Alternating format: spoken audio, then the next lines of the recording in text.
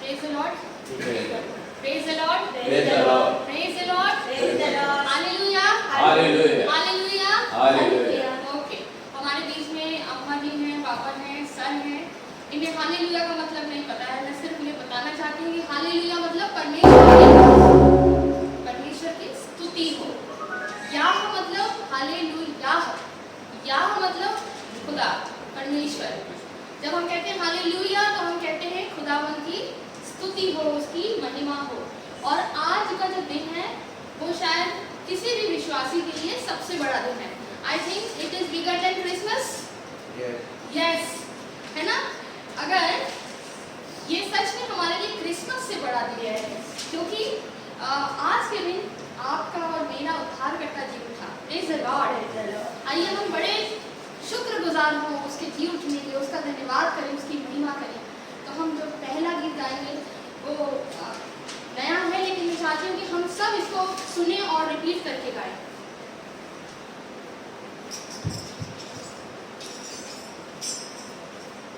Bye.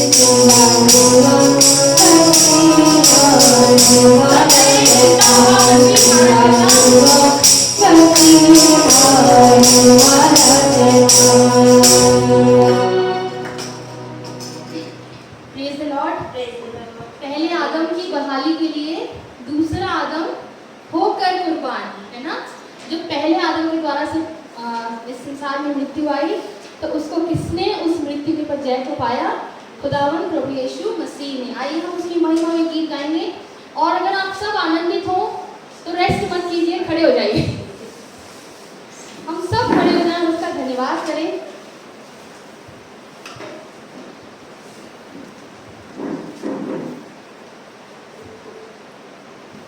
हम सबको वो गीत आता है, महिमा महिमा हो तेरी, महिमा महिमा।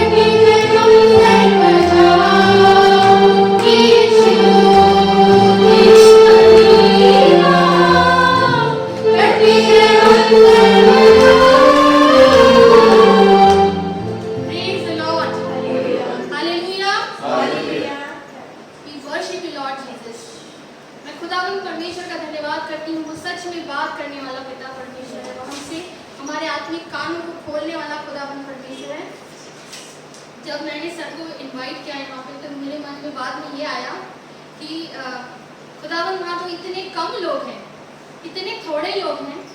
सर भी आएंगे तो वो सोचेंगे कि देखो कितने कम लोग हैं और ये म्यूजिक प्ले कर रहे हैं। और रात में मेरे कान में आवाज़ आई, मैं सच कहती हूँ कि खुदा ने मुझसे कहा कि तू लोगों के लिए वर्शिप मत कर, तू लोगों को देख के वर्शिप मत कर, don't count the people on the chair. वो परमेश्वर कहता कि मेरे लिए महिमा कर, मेरे लिए अपने दिल से गा, मेरे लिए अपनी आवाज़ को खोल, अपने दिल की गहराई से गाना। हमारे शब्द कैसे भी हों, है ना, हमारी आवाज़ें भली ना हो, लेकिन हम उस पिता परमेश्वर की महिमा करते हैं, क्योंकि वो कौन है? मेरा और आपका जीवित परमेश्वर, खुदावंद परमेश्वर है। हालेलुया। आइए हम एक और सुंदर गीत को कहेंगे कि जिस जगह में यीशु मौजूद होता है, जिस जगह में यीशु मौजूद होता है, वहाँ सारे बंधन टूट जाते हैं। Do you believe this? Yes I do, yes I do. Okay,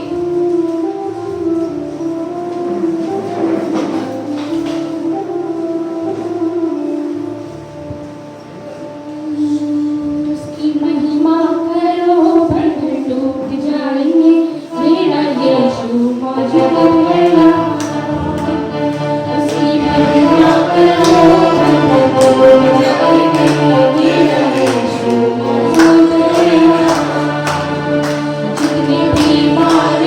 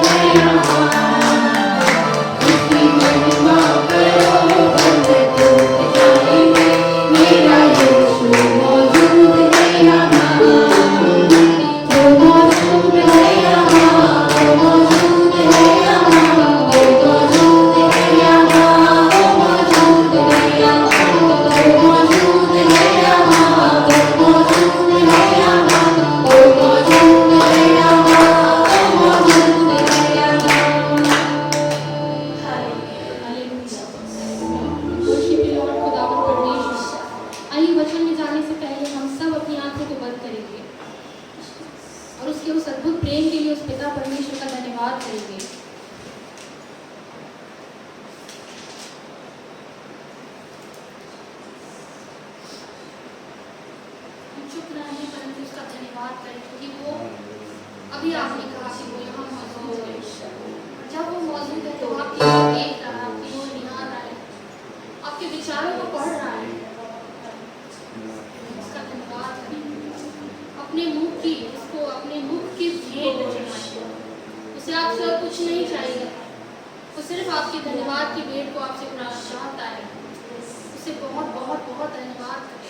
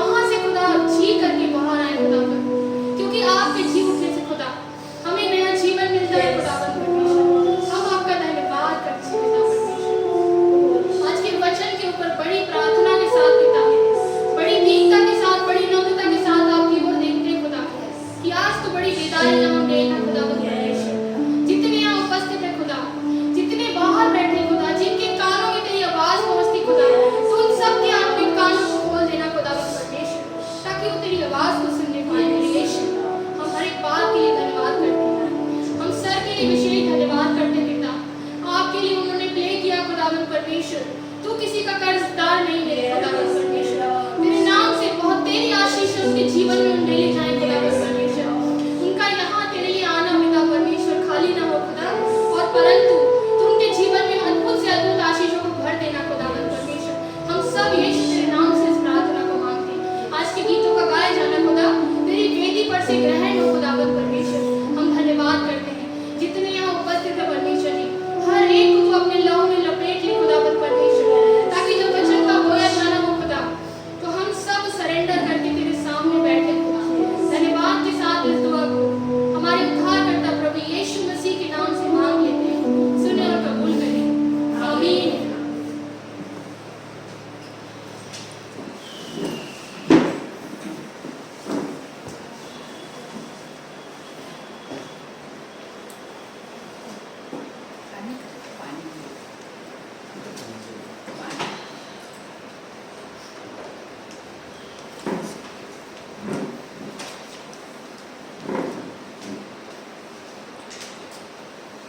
आप सभी को जय मसीह की।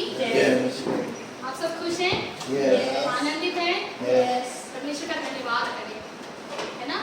इससे पहले कि हम वचन में जाएंगे, मैं सिर्फ इस बात को कहना चाहती हूँ कि जो क्रूस की कथा है, जो क्रूस के ऊपर खुदावन यीशु ने अपने आप को बलिदान किया, वो नाश होने वालों के लिए मूर्खता है।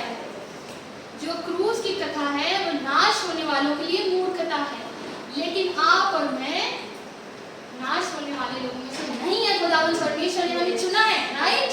सो हम उसका हाथ उठा के धन्यवाद करें, हम उसका धन्यवाद करें, क्योंकि सच में वो हमारे ऊपर अनुग्रह कौन देखता है।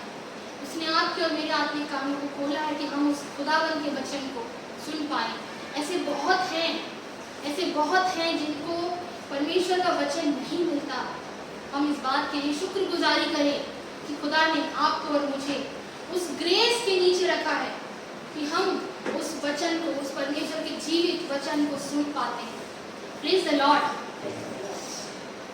वचन कहता है, कुरिन्थियों में लिखा है उसके 15 अध्याय में, कुरिन्थियों के 15 अध्याय में उसके 54 और 55 में लिखा हुआ है कि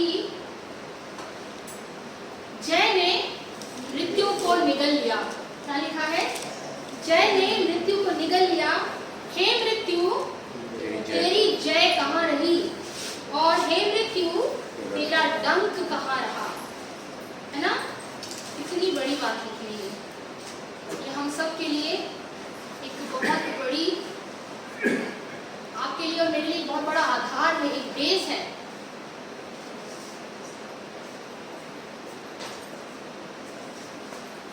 हम सब इस बात का धन्यवाद करें कि जय ने, कौन है जय?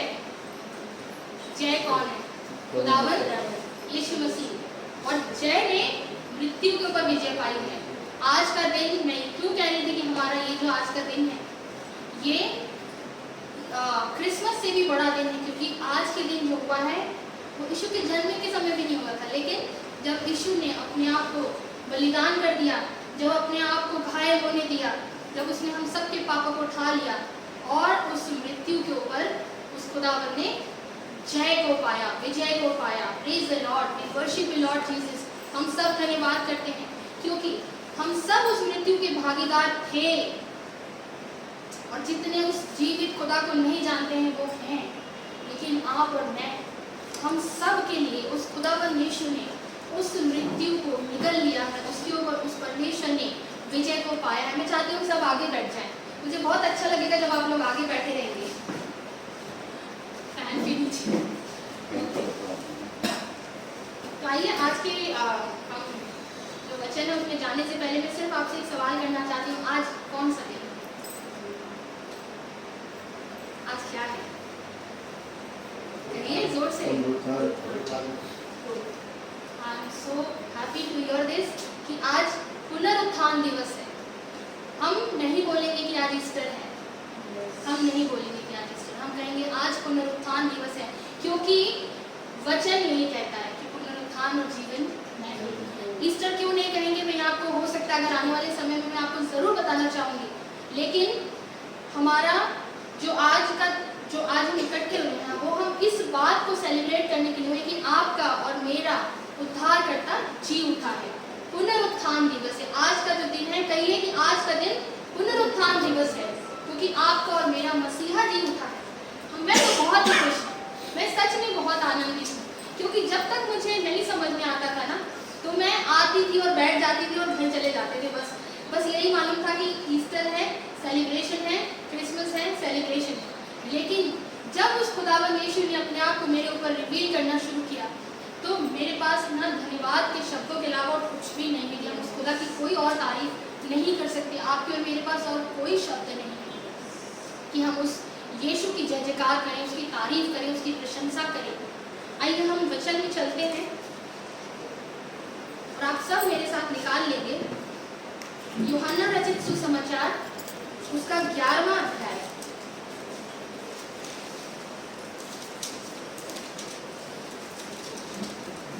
और उसमें से पढ़ेंगे वर्स 25-26, यूहन्ना उसका 11, 25 एंड 26।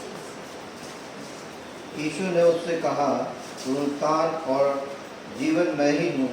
जो कोई मुझ पर विश्वास करता है वह यदि मर भी जाए तो भी जिएगा, और जो कोई जीवित है और मुझ पर विश्वास करता है वह अनंत काल तक न मरेगा। क्या तू इस बात पर विश्वास करती है? कहिए हाँ हम करते हैं। यह कहिए हाँ हम विश्वास करते हैं, क्योंकि सच में हमने गाया कि वो मौजूद है यहाँ, और वो सच में मौजूद है, और वो आपकी आवाज को सुनना चाहता है कि क्या जो ये वचन कहता है कि पुनरुत्थान और जीवन मैं ही हूँ। जो कोई मुझ पर विश्वास करता है वह यदि मर भी जाए तो जिएगा, और जो जीवित है वह मुझ पर विश्वास करता है वह अनंत काल तक न मरेगा। फिर वह आपसे सवाल करता है कि क्या तू इस बात पर विश्वास करता है? क्या तू इस बात पर विश्वास करती है? Yes I do, yes I do. हाँ मैं करती हूँ खुदावंद परमेश्वर। तो आज के इस वचन में हम जब जाएंगे, तो मैं आपको जब मैं इस दिन के लिए जब मैं प्रार्थना कर रही थी कि खुदावंद जब आपका वचन वहाँ से कहना है, तो क्या तू मुझे उस जगह पे ले चल सकता है जहाँ पे तू क्रूसिफाई हुआ था? क्या तू मुझे उस जगह पे ले जा सकता है जहाँ पे तुझे उस क्रूस के ऊपर चढ़ाया गया था? क्या मैं ये देख सकती हूँ खुदा कि किस तरह से तूने वहाँ पर कोड़े खाए, और किस तरह से तेरे ऊपर 39 कोड़ों की सजा हुई, तेरे ऊपर लोग थूक रहे थे, तेरे ऊपर हंस रहे थे, तू कैसा खड़ा था खुदा? मैंने प्रार्थना में इस बात को मांगा कि खुदा तू मुझे अपने उसी जगह पे ले चल। मैं देखना चाहती हूँ मेरे पिता परमेश्वर, क्या तू मुझे अपने उस टोम में ले जा सकता है जहाँ पे तुझे रखा गया था? और मैंने बड़ी अद्भुत फीलिंग को किया। मैं सच में कहती हूँ, उस खुदा का धन्यवाद करती हूँ कि जब मैंने वहाँ पर उस बात को देखा तो मेरी आत्मा जो है वो कलप के रह गई, कांप गई कि हम अपने जीवन में कितने गुनाह और पापों से लदे हुए हैं। हम कितनी अननोइंगली जान के हम जान के करते हैं। हम ये नहीं कह सकते कि हमने गलती से किया, सॉरी। हम बहुत सारी बातें अपने जीवन में जानबूझ के करते हैं, और आपके उन्हीं जानबूझ के किए हुए कामों को लेकर के वो खुदावंद यीशु उस सलीब के ऊपर चला गया। यस, उस सलीब के ऊपर वो खुदावंद यीशु चला गया, और जब वहां पे उसने अपने प्राणों को छोड़ा, तो जो उनका एक चेला था, तो उसका नाम मुझे बताए, सॉरी, यूसुफ, यस अंकल, जो चेला उनको लेकर गया था उस पर से, क्रूस पर से, सो अरिमतिया प्लेस है, वहाँ का एक जी वो उनका चेला था, लेकिन वो ये रिवील नहीं करता था। वो विश्वासी था, वो उनको फॉलो करता था, बट बिकॉज वहाँ के रोम साम्राज्य के कारण से वो वहाँ पे लोगों को रिवील नहीं करता था। वो बहुत धनी व्यक्ति था, व्यापारी था वो जब उसके पिलातूस के पास जाकर के उससे रिक्वेस्ट करता है कि इसकी देह मुझे दे दे, क्योंकि मैं इसको बरी करूँगा वहाँ पे, तो वो उनकी देह को ले जाता है। और जो निकोदेमस सरदार था, जो पहले भी यीशु के पास आया था प्रार्थना करवाने के लिए, उसने जो उस समय जो यहूदियों की जो रीति होती थी, जब भी कोई मर जाता था उसके शरीर को वो लोग ये जो स्पाइसेस होते हैं, तरह तरह के लेप होते हैं, उससे वो लेप लगाते थे। तो वो ऑलमोस्ट कुछ 50 शेर इसमें वचन में लिखा है। यदि आप मत्ती में से पढ़ेंगे ना तो उसमें लिखा हुआ है कि कम से कम 50 शेर वो जो स्पाइसेस थे, लगाने वाला जो लेप हुआ करते थे, उस लेप को ला करके उसने उस शरीर में लगाया। और उसके बाद यीशु की जो शरीर था, जो लोथड़ा बन गया था, है ना, जिसमें उन्होंने उस मसाले को भरा ताकि वो जो डेड बॉडी है, जो बॉडी है, वो ज़्यादा सलामत रहे, है ना, ज़्यादा दिन तक अच्छी रहे। आपको पता है 50 एक सेर कितना होता है? एक सेर कितना होता है? एक सेर लगभग 1 किलोग्राम के बराबर होता है। थोड़ा कम होता है, 900 समथिंग ग्राम्स होता है। लगभग 1 किलोग्राम से थोड़ा कम होता है एक सेर। आप सोचें 50 सेर उस शरीर के ऊपर, जो ऑलरेडी मांस का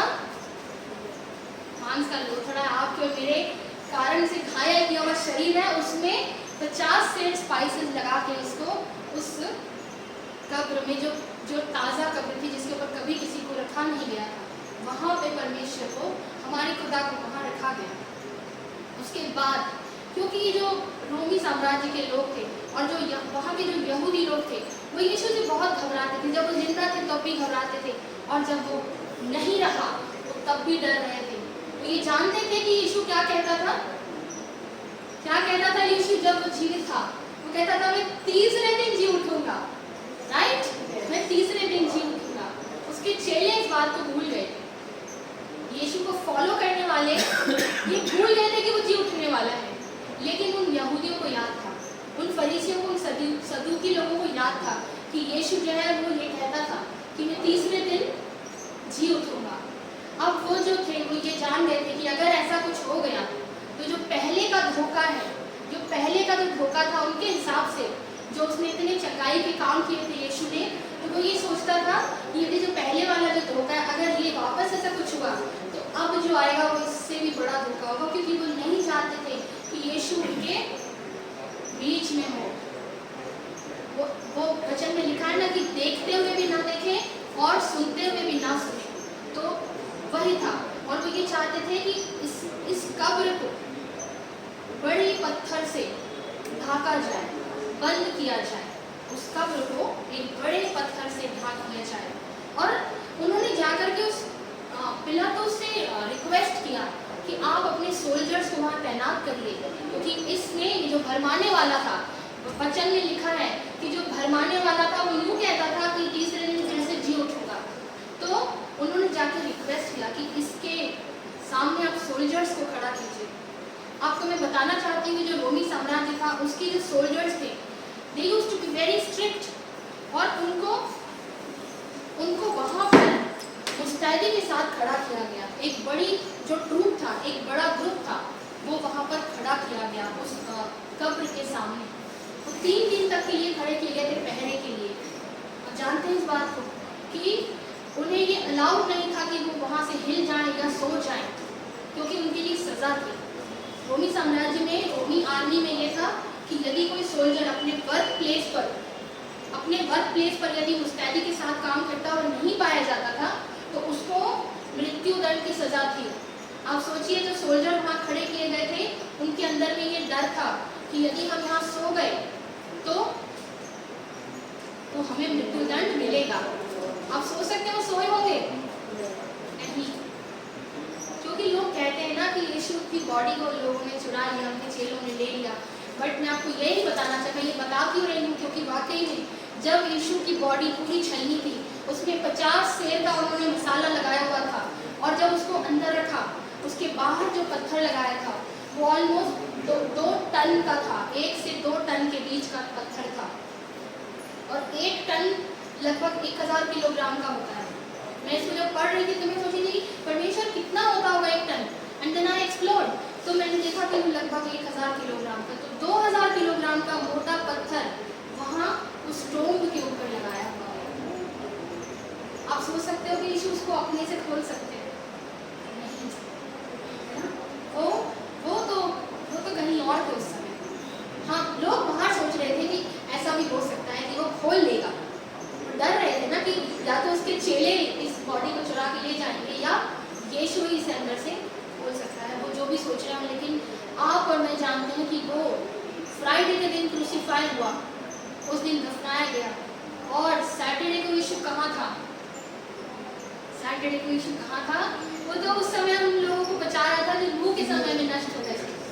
वो अधोलोक में उतरा, उसका शरीर तो वही था लेकिन उसकी आत्मा उस समय अधोलोक में गई, है ना। ये अधिकार सिर्फ यीशु मसीह को दिया गया है, ये अधिकार किसी और को नहीं, सिर्फ और सिर्फ यीशु मसीह को दिया गया है, क्योंकि वचन में लिखा है कि जय ने मृत्यु को निगल लिया। जो मरे हुए लोग थे वहाँ उसने, उस खुदावंद यीशु ने, देखिए कितना हार्ड वर्किंग, कितना टाइम का यूज़ करने वाला उसके पास डिसाइडेड टाइम था कि मुझे इतने समय में ये काम करना है ना। अपनी एज का बहुत ज़्यादा समय नहीं गुजारा था उन्होंने, वो बुजुर्ग अवस्था में नहीं थे, वो अपनी जवानी की अवस्था में थे, लेकिन उसी दौरान में जब उन्होंने परमेश्वर के राज्य के लिए काम किया, सुसमाचार को फैलाया, और उसके बाद जब क्रूसीफाई किए गए तो उसके बाद भी वो काम कर रहे थे, उसके बाद भी वो काम कर रहे थे, है ना। कितनी अद्भुत बात है कि जब वो उस अधोलोक पे पहुंचा तो वो जो कैदी आत्माएं थी, जो कि वो किसके कैद में थी? वो मृत्यु के कैद में। वो उस समय उन्होंने खुदावंद परमेश्वर का अंगीकार नहीं किया था, वो नहीं जानते थे, है ना। लिखा है नूह के समय में पाप बहुत भर गया था, वो सब पापी थे, और खुदावंद परमेश्वर ने उनके ऊपर भी ग्रेस किया। मैं सोच रही हूँ तो मेरी ना मतलब मैं धन्यवाद से भर जाती हूँ कि खुदा कितनी बड़ी सोच रखता है, कितनी बड़ी, मतलब हम तो कुछ महीनों की बातें याद रख सकते हैं, कुछ सालों की बातें याद रख सकते हैं, वो परमेश्वर जो है वो पीढ़ी दर पीढ़ी बातों को याद रखता है, वो बीत गई पीढ़ियों को याद रखता है, वो आने वाली पीढ़ियों के लिए उपाय करता है। उसने उन लोगों का उपाय किया जो हजारों साल पहले उधर उस गड्ढे में पहुंचाए जा चुके थे। खुदावंद यीशु ने उस अधोलोक में उतर के उन कैदी आत्माओं को प्रचार किया, और वो यीशु को उन्होंने ग्रहण किया। उसमें से बहुत देरों ने ग्रहण किया होगा, राइट, प्रेज द लॉर्ड। और उसके बाद जो हुआ है ना, जो उसको किसका अधिकार दिया गया है? उस खुदावंद यीशु को स्वर्ग का अधिकार दिया गया है, उस पृथ्वी पर भी अधिकार दिया गया है, और अधोलोक में भी अधिकार सिर्फ और सिर्फ यीशु को है। वचन में लिखा है कि स्वर्ग के नीचे और पृथ्वी के ऊपर, ध्यान से सुनिए, स्वर्ग के नीचे और पृथ्वी के ऊपर और कोई दूसरा नाम नहीं है जिसको ये अधिकार दिया गया है कि वो आपका उद्धार करता है। क्या आपने आज तक सुना है किसी के मुंह से कि मैं उद्धार कर सकता हूँ? नहीं, मैंने नहीं सुना। मैंने सिर्फ यीशु को ही अधिकार के साथ कहते पाया कि मैं जय को निकलने वाला, मृत्यु को निकलने वाला सिर्फ यीशु है। मृत्यु के ऊपर अधिकार पाने वाला केवल यीशु है। हम उसकी महिमा को करें, हम उसका धन्यवाद करें, हम सच में इस बात को सोचें कि जब ये यीशु, जब वो उस क्रूस के ऊपर पूरे समस्त पापों को लेके, सारी बीमारियों को लेके, सारे बुरे कामों को लेकर के, है ना, सारी दुष्ट आत्माओं की ताकतें जो मनुष्य को निर्बल बनाती हैं, उन सब को लेकर के वो उस क्रूस पर चढ़ गया, है ना। और आपके और मेरे लिए ये हमारे लिए हल्की बात नहीं होना चाहिए, ये हमारे लिए बहुत बहुत गहरी बात होना चाहिए। यदि मैं सोचूं कि कोई, आप खुद ही सोचें, आप अपनी आंखों को बंद करके सोचें कि आपका सबसे प्रिय कौन है इस दुनिया में। यदि वो आपके रीजन से, आपके कारण से उसे मृत्यु आ जाती है, आप इसको इमेजिन करिए, मैं चाहती हूँ कि आप इसे इमेजिन करिए कि आपके कारण से जो आपका प्रियजन है उसको मृत्यु आती है और उसके बाद वो जी उठता है, तो आपकी खुशी कैसी होगी? कैसी खुशी होगी आपकी? अद्भुत होगी। आपके पास वर्ड्स नहीं होंगे उस बात को एक्सप्रेस करने के लिए, थैंक्स करने के लिए, क्योंकि सच में जिसे आप बहुत प्यार करते थे, जो आपके ही कारण गया था, उससे लौटा ला रहे थे, है ना। तो उस खुदावंद परमेश्वर ने आपके और मेरे पापों के लिए ही उस क्रूस पे अपने आप को दिया, उस क्रूस पर अपने जीवन को दिया। और ऐसा नहीं है कि वो बेबस था, ऐसा नहीं है कि उसको ये मजबूरी में करना पड़ा। ही न्यू एवरीथिंग, उसको सब पता था कि मुझे यही करना है। जब उसके चेले कहते हैं कि ऐसा ना हो खुदा, तो कहते हैं शैतान दूर हो जाओ, क्योंकि उसे सब पता था कि उसे यही करना। So clearly was in his thoughts. So सच में तो फिर हम क्यों उस खुदावन का धन्यवाद ना करें, क्योंकि सच में वो आपके और मेरे लिए जी उठा। क्या आप उसके क्रूस को ऐसे आप महसूस कर सकते हैं अपने हाथों के अंदर में? आप ऐसे हाथ को फैला के फील कीजिए कि क्या उसका क्रूस आपके अंदर में है। यदि उसका क्रूस आपके अंदर में होगा, अगर आप यहाँ फील करेंगे ना कि यहाँ पे छेद है, वो आपके लिए है। यदि आप सोचेंगे कि जो कानों का ताज उसने पहना था वो आपके लिए पहना था, है ना, तो जब हमारे जीवन में ऐसे बहुत तेरे काम होते हैं जो हम जान के और समझ के करते हैं, हम उन पापों से बच सकते हैं। जब आपके पैर आपको आगे बढ़ाएं किसी गलत राह पे, तो याद रखिएगा कि यीशु के दोनों पैरों को ऐसे बांधा गया था और उसके ऊपर कील को ठोका गया था, राइट, क्योंकि नहीं चाहता था कि हमारे पैर जो है ना वो आगे बढ़े किसी भी गलत रास्ते पे। जब आपके हाथ किसी गलत काम को करने के लिए बढ़े, याद रखना कि यीशु ने अपने ही हाथों पर आपके हाथों के कामों को रोकने के लिए यहाँ पे पापों को सह लिया उसने, ओके, ताकि आप किसी भी गलत काम को ना करें। जब आप अपनी आंखों से कोई गलत चीज को देखें, तब याद रखिएगा कि आपके पापों के कारण से वो बहुत रोया। जब यरूशलेम की तरफ देखा तो रो दिया, है ना। यरूशलेम तो उसका खुद का नगर था, हम उसके खुद के हैं, हम उसके खुद के हैं, हमारे कारण उसके आंखों में आंसू नहीं आना चाहिए, राइट। तो हमें ये बहुत भरसक प्रयास करना है। जब आपका शरीर आपको ना उत्तेजित करे किसी भी गलत बात के लिए, फिर सच कहती हूँ उन सारे कोणों को आप याद करिए, अब सारे कोणों को याद करिए। इतने 39 करोड़ उसके शरीर से ना मांस जो है फट फट के गिर रहा था, ओके। तो हम इस समय हमारा बल, हमारा बेस कौन है? हम इस जीवन में हैं, राइट। हम जीवितों के इस पृथ्वी में हैं, हम जीवित अवस्था में हैं। हम जानते हैं कि हमारा उद्धारकर्ता किस तरह गया और किस तरह लौटा, है ना। और उसने हमें यही चाहता था कि हम जान पाए कि वो किन किन बातों को लेकर के उस क्रूस पर चढ़ गया। उसने सारी, उसके नाम के नीचे सारे नाम हैं, उसके नाम के नीचे सारा क्रोध है, उसके पैरों के नीचे सारी बातें हैं, सारी बीमारियां, सारी दुष्टता की ताकतें उसके पैरों के नीचे। हम उस खुदावंद यीशु का धन्यवाद करें क्योंकि वो आपके और मेरे पापों के लिए उस क्रूस पर चढ़ गया। Praise the Lord.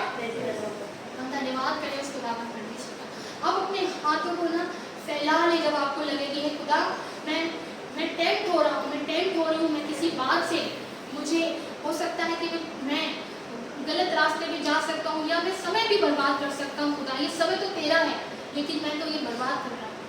आप उसके बलिदान को याद करें क्योंकि सच में वो ये चाहता है कि उसने आपको और मुझे अपना लहू दे के मोल लिया है।